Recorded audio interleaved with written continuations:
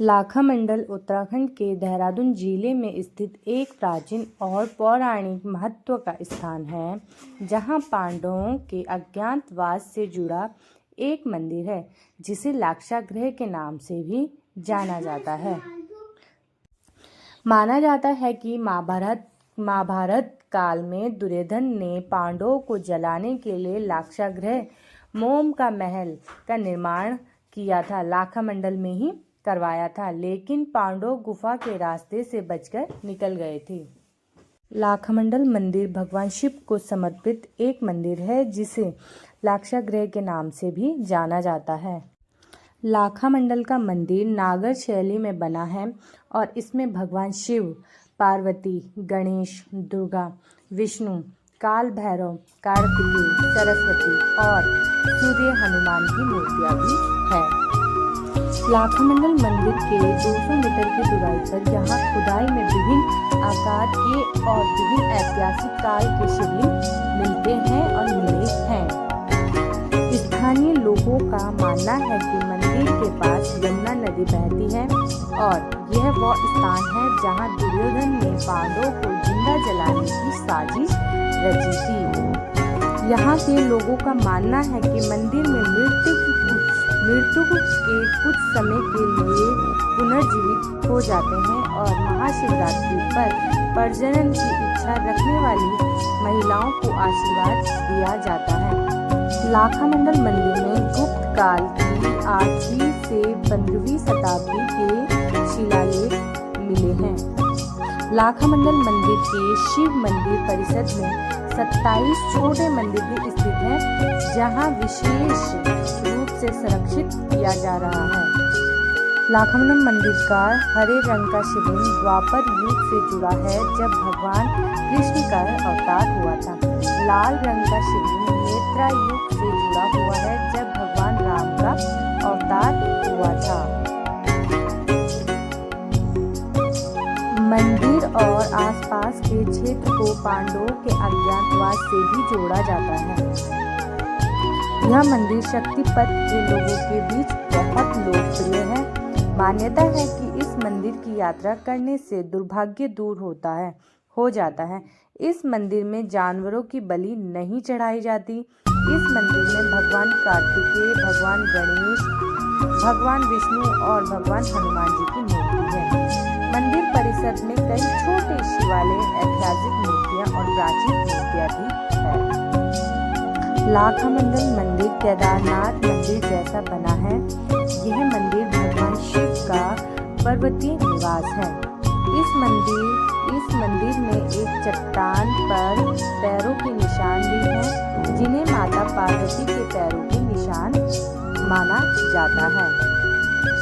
यह मंदिर की लोकेशन, यह मंदिर उत्तराखंड के देहरादून जिले के जौनसार बावर के लाखामंडल गांव में है।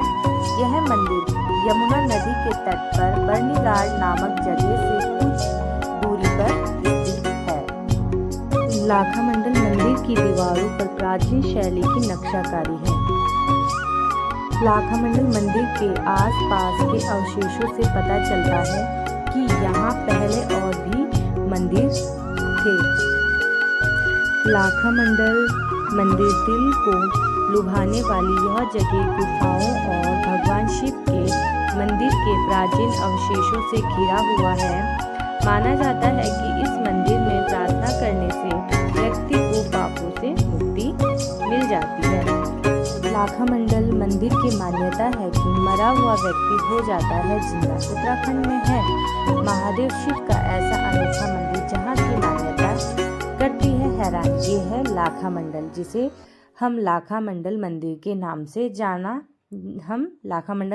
नाम से जानते हैं।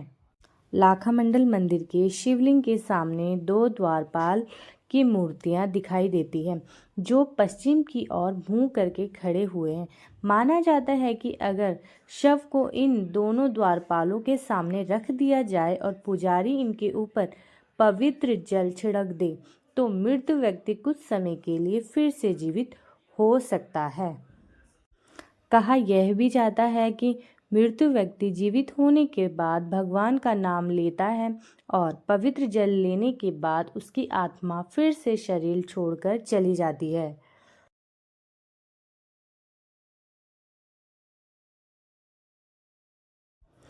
लाखामंडल मंदिर की ऐसा कहते हैं जो स्त्री पुत्र प्राप्ति के लिए महाशिवरात्रि के दिन रात के समय मंदिर के द्वार पर शिवालय के दीपक को निहारकर शिव मंत्र का जाप करती है, उसे 1 साल के अंदर पुत्र प्राप्ति हो जाती है। लाखामंडल मंदिर में स्थापित 6 फुट की 2 मूर्तियां हैं।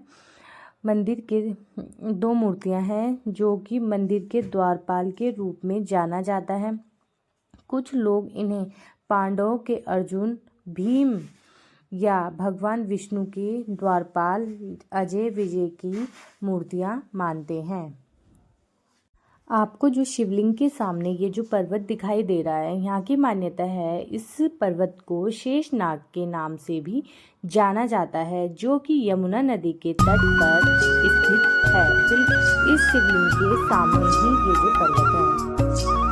यहाँ पर जितनी भी शिवलिंग, मूर्ति, पत्थर, कुछ भी चीजें जो कि लाखामंडल मंदिर में स्थित है, वो सारी खुदाई में ही मिली है। यहाँ पे इंसानों द्वारा कुछ भी चीजें, कुछ भी वस्तु, कुछ भी शिवलिंग, कुछ भी मूर्ति नहीं लाई गई है। यहाँ पे एक पत्थर मंदिर में रखा हुआ, एक पत्थर खुदाई में ही मिला है। आप लोग अंदाजा लगा सकते हो इन सारी चीजों को देखकर। लाखामंडल मंदिर के ठीक सामने द्रौपदी का स्नान कुंड भी है, जिसे